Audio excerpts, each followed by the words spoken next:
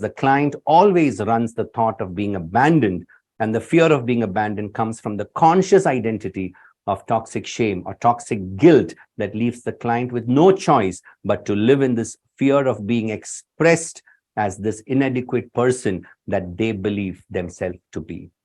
And it's dangerous. And they have these inner spots which keeps exploding. Sometimes it appears that it's bipolar, but no, it keeps exploding. And the reason why it keeps exploding is because these are points of distorted realities where they get extremely angry, and they want to change and correct their life, but they don't succeed doing it because they fall trapped. You can't heal this with motivation alone. At some points in loneliness, these echoes comes back. You feel the assertion. You've not worked with those emotions. You've not distorted those realities for you, which is your potent truth, pregnant realities.